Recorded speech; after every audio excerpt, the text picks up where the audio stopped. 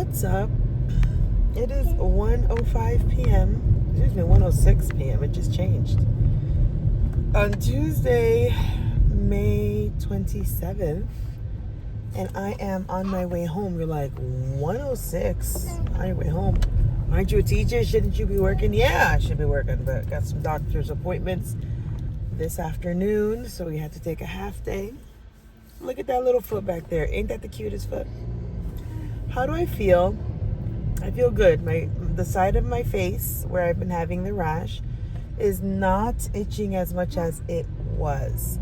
It is still a little bumpy and dry, so I try to keep Aquaphor on it. The bumps that I had on my arm that I mentioned in yesterday's video, the bumps are still there, but they don't itch and they feel like they're drying out. So I guess that's a good thing. This little line over here of bumps, this one itches a little bit. I have a feeling, I got bit in my bed by something. So we're going to have to, vacuum the bed, make sure it's not bed bugs or nothing. I hate it. But my husband's dog, she always finagles her way into the bed. And my husband allows it. I hate it. Because if you've been watching my videos, you know I don't like my dogs. I don't. I really don't. To all the dog lovers out there, my bad. I used to be a dog lover. I really was. Used to. And then I became a mother. And we not dog lovers. We are respecters of dogs. I respect the dogs. I respect them as creatures. I take care of them. I give them food. I give them water. And we have a joke in my house. We don't understand why the dogs love me so much. Like, they're always coming after me. They're always jumping on me. They always want to cuddle up next to me. And I'm like the one that can't stand them the most in the house, but they love me. So it is what it is. But no, I take care of my dogs. Not a fan of them. And once they pass, done. No more, please. So that's where we're at. I don't even know why I started talking about the dogs. Oh, the little itchies on my arm. So quite possibly it might be, my husband's dog. I don't know. My camera holder is just not working with me today. What else? In terms of fatigue, I accept this whole process and I accept the fatigue and the exhaustion that comes with it. But there are days where I'm like, I'm good. Like yesterday. And I went to the park with my 3 kids. And when I tell you that I came home and was wiped the heck out, I mean it. It took me out. And I'm like, but I didn't do anything crazy at the park. But it took me out. So I had to take a nap when I came home. And then I woke up and my kids went to the movies and I dealt with the baby, gave her bath, did a little bit of laundry, did a few things here and there at the house, and then went right back to bed. So it is what it is. So if you're on Taxol or any type of chemo, the fatigue is real. It is real. Doesn't matter what I do. It's a part of me. What else? In terms of neuropathy, that is the tingling and the numbness of the edge of your body. By edge, I mean like the tips of your body, the tips of your fingers, the tips of your toes. I've had a little bit of tingly, but like I mentioned in the previous video, I don't know if it's the tingling of like when you're sitting on your leg, when you cross your legs a certain way and your leg falls asleep and then you move it and it calambre and it gets all tingly. Like, I don't know. So I did ask the doctor last time, how do I know if it's neuropathy? She told me about the sensitivity in the nail beds, and definitely these thumbs, more this one, but both of them and this index finger, it is starting to feel very sensitive. I have my big toes, these long nails. I really have to cut my nails, but I've noticed that the nail bed is very sensitive on both of my big toes. It's not discolored, lady. The light is green. Don't cross there, and it's not even the crosswalk. Some of these people, they have a death wish. Lord, I pray for that woman. Okay, that she may have a long life. Cross at the crosswalk, lady. So So my big toenail is sensitive. It's been bothering me, so I got to cut down that nail. And then I have been noticing, and I did mention this in another video, I think it was yesterday's video, that my fourth toe has been feeling rather like numb. And so the whole toe was feeling numb yesterday, and today the whole toe is not feeling numb, but the bottom of that particular toe, again, on both feet. So I'm still feeling numbness in my fourth toe on both of my feet, but it's not the full toe, it's like the bottom. So even though it's numb, I can feel that my foot feels different in the sense of when I'm standing, something feels weird between the third finger, the third toe, and the fifth toe. So I don't know. And you hear my daughter, she's like that. She is chit-chatting away. She is vlogging in the back. Okay, so that is how that is the cancer update, or the chemotherapy update. Another update, and I had mentioned it maybe a few videos back, about radiation and wanting to move radiation up early so that I'm not doing radiation while I'm working. My prayer right now has been to God, Lord, please let me return to some sense of normalcy in September. God, allow me to be able to go to work 5 days a week, Lord. Father God, allow me to have the strength to do what I have to do and to hold on to my days, because I ran out of days real early this year. That's been my prayer.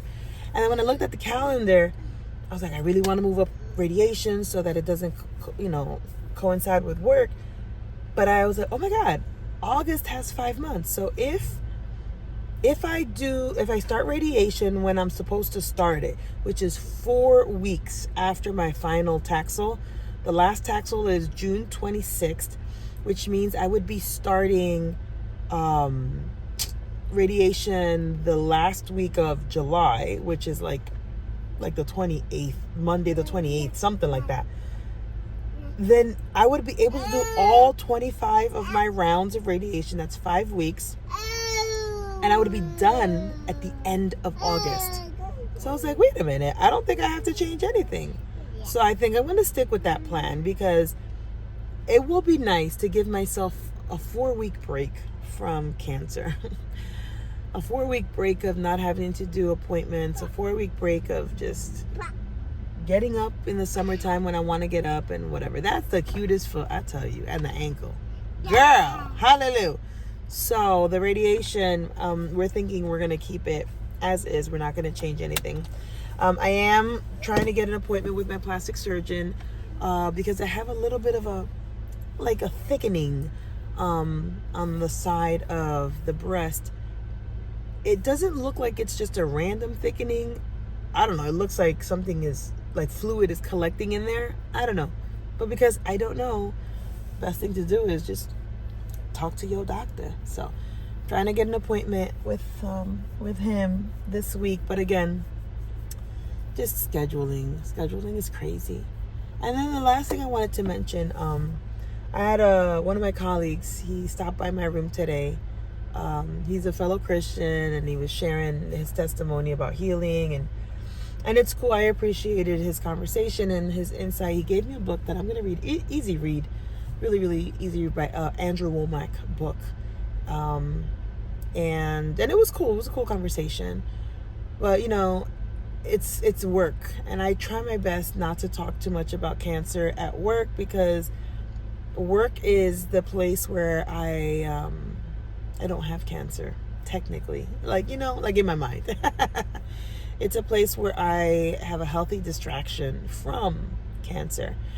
And because, we're in the end of the year and there's testing and whatnot and blah, blah, blah.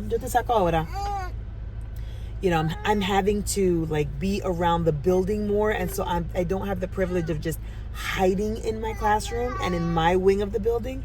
And so because I've been out and about more within the school, more people are noticing, oh, Mrs. Karen's, and they see the mask and they see the head cap, and they're starting to put 2 and 2 together. Like at the beginning of the year, I stayed hidden in the building, stayed legit hidden from February, I would say all the way up until the first week of May. Like, nobody knew. I was just stealth. But once you start doing, you're in testing mode, and your administrators, oh, you got to do this hall duty, and you got to do that lunch duty, and you got to go here for flex and go here, you know, people are seeing me, and they're realizing, and they're putting two and two together, and they're stopping by my room, and they're wanting to talk and chit chat. And though I appreciate all that, it serves as a reminder. You're sick, you have cancer, you have an illness, you have a disease.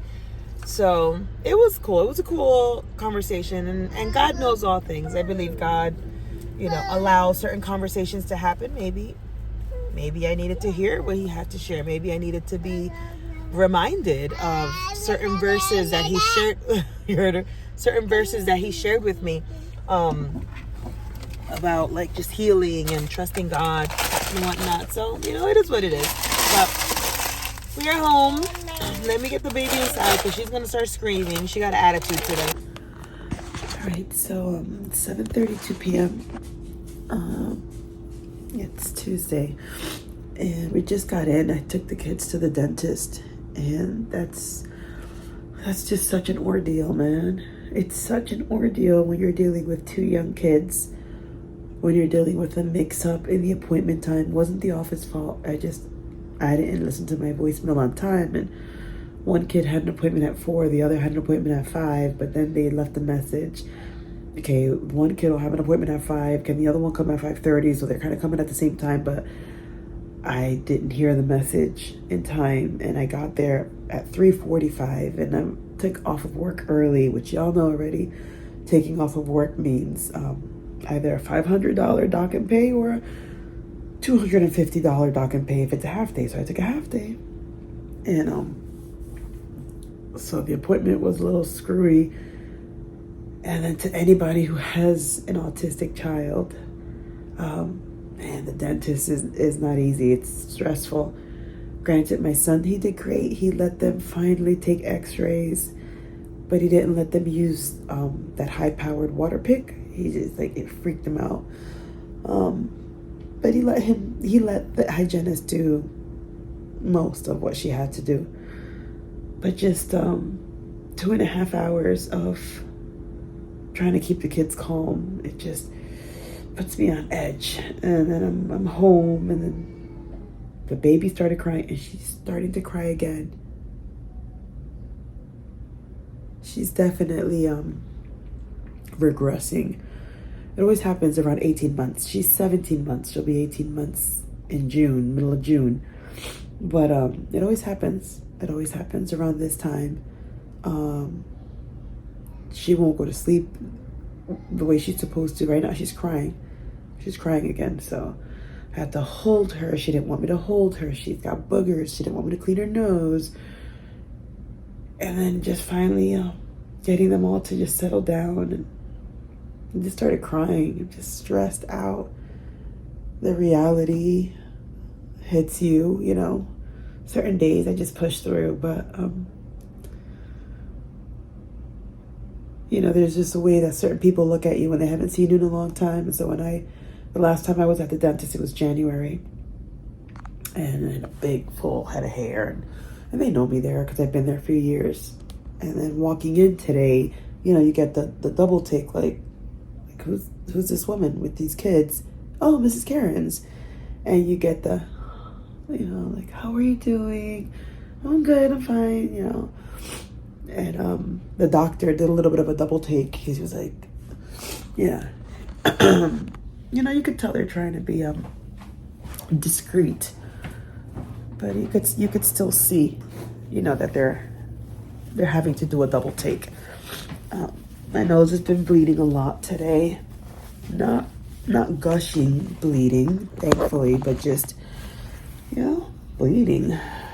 Right now, thank God it's not bleeding right now, but so that's annoying. And no, I spoke too soon. And you know, as much as I appreciate my colleague coming in to, like, you know, give me words of hope and encourage me,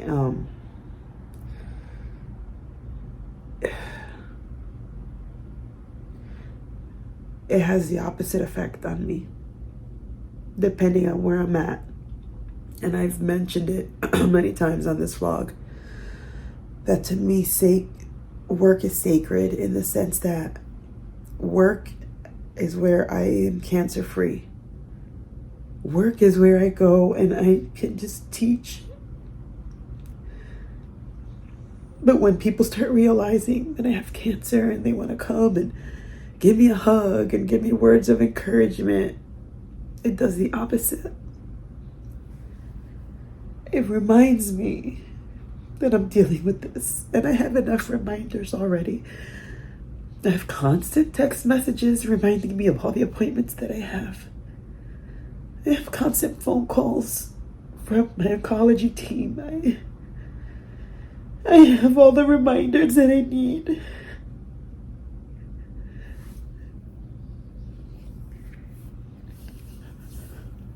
So I just, like, today, man, today I was reminded that I'm dealing with this, and it's frustrating. And it's just like the stress of going to the dentist. It hit me hard.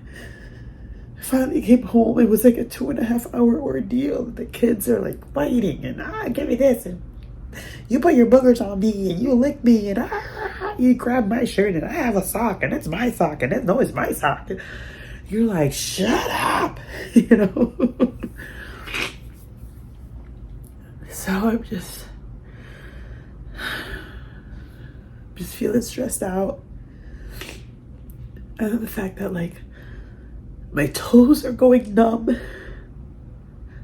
and my nails are turning black and the rash is bigger and the nose keeps bleeding and the weight keeps going up.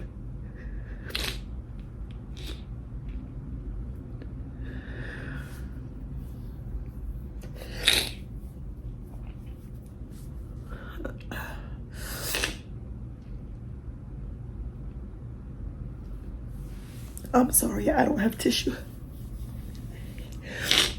Sorry, not sorry. I'm trying to stay calm so that this doesn't turn into a panic attack, but I can feel like this, my head is starting to like shut down, and it starts getting really like heavy, and then I can't breathe. So I'm trying to not get to that point. But I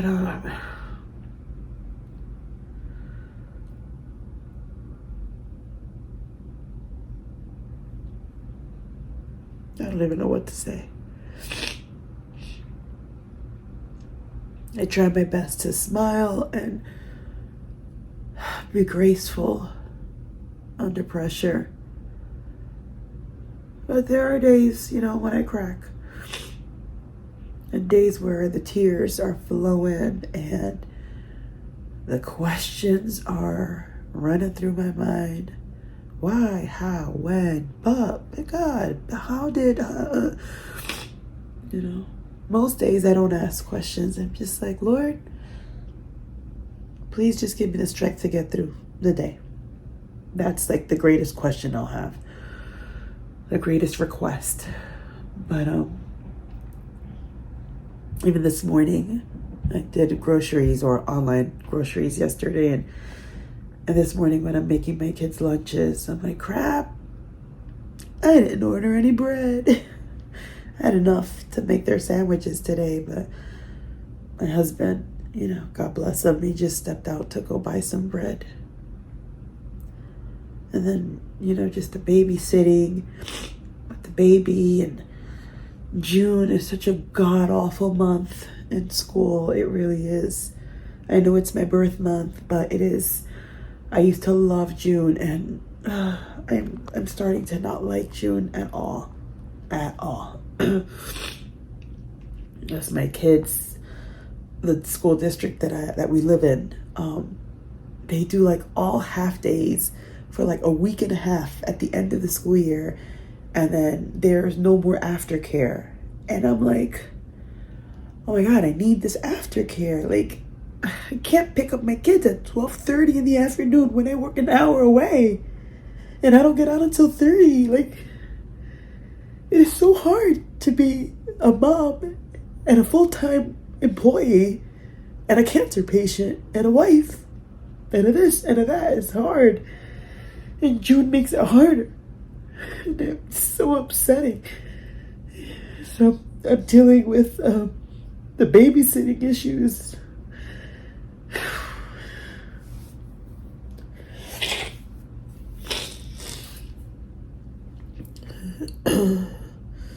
And every time I eat something that's not healthy, the guilt is killing me. The guilt is killing me. I'm like drinking ginger ale, and I'm like, you're feeding your cancer, you're gonna die. Drink this and you're gonna die. And I'm like, no, I'm not gonna die drinking ginger ale, but it's still like...